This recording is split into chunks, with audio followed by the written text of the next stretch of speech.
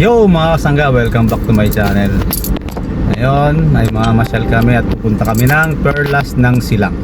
Siyempre silang, sa Silang yun. Pero bago ang lahat, kung kayo ay bago lang sa aking YouTube channel, please subscribe and hit the notification bell upang maging updated kayo sa aking mga na-upload na videos. Na tayo sa Perlas ng Silang. Dito sa Silang. Daming halaman, no? Matatagpuan ang Perlas ng Silang dito sa Purok 5, Barangay Pulong Bunga, Silang, Cavite. Meron itong entrance na 100 pesos kada tao. Bibigyan kanila ng ticket sa binayad mong entrance na 100. Pero kung dito ka kakain sa restaurant nila, pagkatapos nyong kumain at lalabas na kayo, babalik ka sa entrance at marerefund mo o irerefund mo ang 100 na binayad mo sa entrance. Kami ni Mrs. dalawa kami, so 200 ang refund namin. Maganda ang lugar at lalong maganda ito kung mahilig kang mag-selfie, mag-picture. Natuwa nga ako sa sasakyan na ito dahil lagyan nila ng halaman sa harapan. Meron kang makikitang mga photographer ng Perlas ng Silang at pwede ka nalang picturean at makiklaim mo ang picture dun sa entrance kung nais mong kumuha. Pero hindi naman sa pilitan yun. Meron na rin kasamang frame ang picture na mapipili mo. Pero hindi naman syempre pinagbabawal ang magpicture ka ng sarili mong camera o cellphone. O ayan si Commander, panay ang pose. Selfie ako. Selfie. Selfie ka. Doon ka, picture mo ako doon. Sige, pipicturean kita dyan. Kuhanin mo yung 3 flamingo. Flamingo, ayan yan. 4 yan ma. 4 na flamingo. Ayan ha. Kaya lapit ko konti para mas malaki-laki naman ang konti. Lapit ka pa. Yan. Ayan. 1, 2, 3. Isa pa. Tapos nakatingin ako doon. Sige, isa. Nakatingin siya. Nakatingin daw si Commander doon. 1, 2, 3. Taas mo dalawang kamay mo. Dito. Harap ka dito. Tapos taas. Yan. Yan. Ayos. Sinubukan naming umikot para makita ang buong paligid pero mukhang nahilo kami. Dito sa Silang. Ayan ang Nahihilo ako kabuuan sa'yo. yan. Nahilo kami. Nakaikot. Ayan. Umakyat ako sa pinakatuktok upang ma-videoan ko at maipakita ko sa inyo ang buong paligid nito. Talagang naman. Picture is life.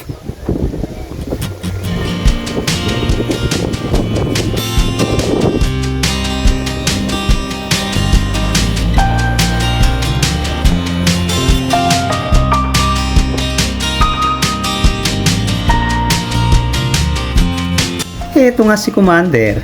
Ang sabi niya, Okay na. picturean ko raw siya na kunyari ay namimitas ng halaman at pumwesto pa doon sa babaeng nakahiga. Hala, babae ba yan? 1, 2, 3. Buhay mo kuha pa ha. Buo yan ma. Teka.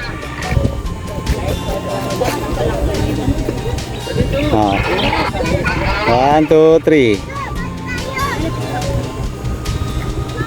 Okay na? Isa pa. 2, 3. Napitan ko konti.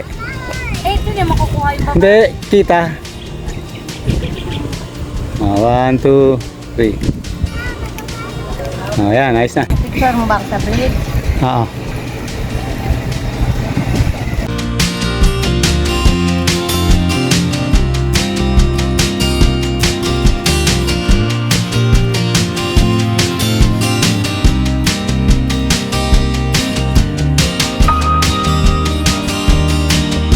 Yang parang maliit na kubo na yan, diyan ang restroom o comfort room. Dito sa Perlas ng Silangan. Ay, Nakagigil ka. Perlas ng Silang. Maganda siya.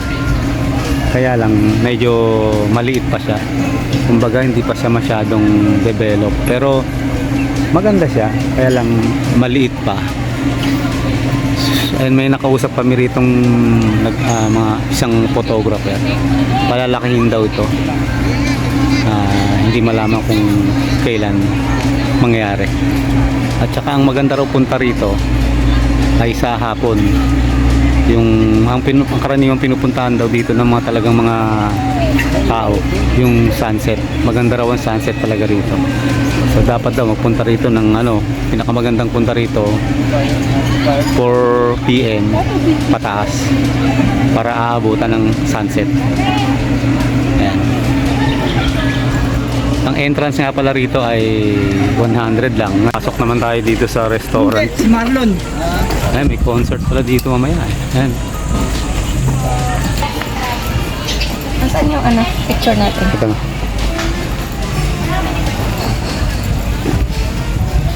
Ito pala. Talagang marami siyang halaman.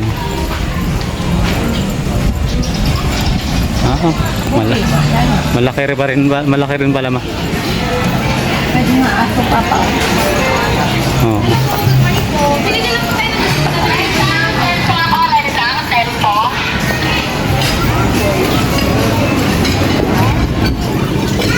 Ito tayo sa may mga Saan? Ayun, oh.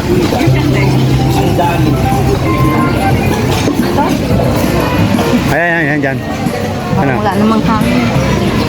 Ayun, ito. Father's Day po. Minto.